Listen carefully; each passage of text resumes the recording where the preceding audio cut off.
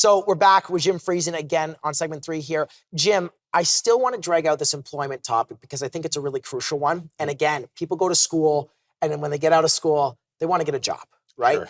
For you, I asked you in the last segment, what do employers look for? For you personally, I want to take it back a little bit here. What was there ever a low point for you in where you didn't know what you wanted to pursue after school? Absolutely. I think what I was struggling with was trying to understand my true passion.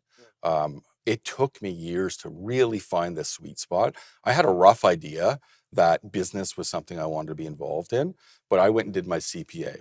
And after doing that for a few years, said, it's great to have that skill. It's not what I want to do the rest of my life, right? So it took me some time to really get and find that sweet spot. But what I'll say is there was adversity along the way, and I wouldn't trade any of those zigzags along the way because it really made me who I am today. Right. And it's helped me in my role. Now, you did mention, I want to pull it back a little bit. You did mention your dad was a big mentor to you growing up. A lot of young sons and daughters don't actually have a father that they can look up to. Sure. So what advice would you give to them in finding these mentors that they can look up to talk about things like employment? It's extremely important because I think what is oftentimes missing is, if you don't have someone to talk to about these things, you have no idea what the possibilities could be, right? And that's why, we openly encourage people if they're calling us to have a chat. I talk to the other partners and managers, say, it's our duty to educate people and come on in and learn about mergers and acquisitions. But, my exposure was to what my parents did, like most kids. Yeah. What you need exposure to other areas, right? There's no teacher in our family. It's like try things. They always say, try things in school, try things. Sure. Well, you got to pay for that. And, Sure. In today's day and age, my generation doesn't have a lot of money to just go try different programs all the time. 10 grand here, 10 grand here. Right. So I guess say this straight down the barrel, find a mentor, okay, and ask them questions. Like Jim here, Jim's a good friend of mine. I know I can call him up anytime and ask him genuine questions, and you'll be happy to support just because you want to. I think people underestimate that a lot. They don't seek out, random mentors that they can build relationships with because they think, well, why would they care? Right. Well, they care because they care, right? Jim, I want to take it back here. So, when working in today's environment, I brought up it's a little bit of a challenge affording things. Sure. When we talk about a 40-hour work week, is that still realistic in today's society?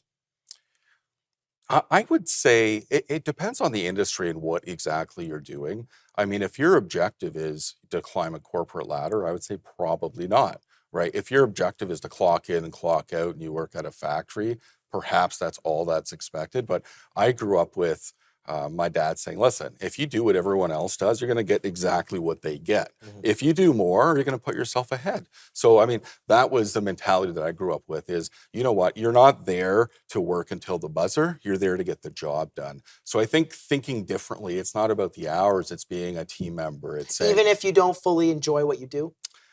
At the end of the day, why are you there if you don't enjoy it? It's not good for you. It's not good for your employer. And if you're going to invest time to do something, do it to the best of your ability. Right. Now, coming into this topic, we talk about quiet quitting or loud quitting and these things where employees just kind of phase out. What do you say to employees like that? Like they're just kind of phasing out. They're drawing out of interest of their job. Yeah. And it's tough to know what's really happening behind the scenes, right? But if someone is showing up to work and they're giving it, let's say, the bare minimum, they're really letting themselves down at the end of the day. I think if you're completely invested and you're going above and beyond and you're learning as much as you can and you're really trying to take as much from that experience as you can, this may not be the role that you're going to do the rest of your life. I mean, I worked for a roofing company, and let me tell you, getting up in the morning and working in the heat on top of a roof wasn't exciting. And It's not something I want to do the rest of my life. But I'll tell you what it learned, work ethic. And I talked to the gentleman who did that every day, and I said, hey, this is their way of life, but I made the most of it. Right. And I really tried to appreciate, the fact that, hey, I could wake up, I was able-bodied, I could actually do the work, and I was making money doing it. I think a big misconception with my generation is this aha moment. Like, this is what I want to do for the rest of my life. I'm assuming you never had that. No, it's like you phase into things. Right. For you, did you ever think that you would have to have that aha moment though? Like, was that the stress that was put on you? I was hopeful that one day something would pop into my head and I said, hey, this is the $1 million idea. Let's do it. I think as, I aged and had more experience, I realized, you know what? It's about hard work. It's about, Right. those 4 fundamental things I talked to you about. Right. Eventually, you're putting yourself in that Jim, space. so sorry, I got to cut you off here. We'll get into it soon. We'll be right back. We'll see you guys soon. I'ma rule the world, yeah.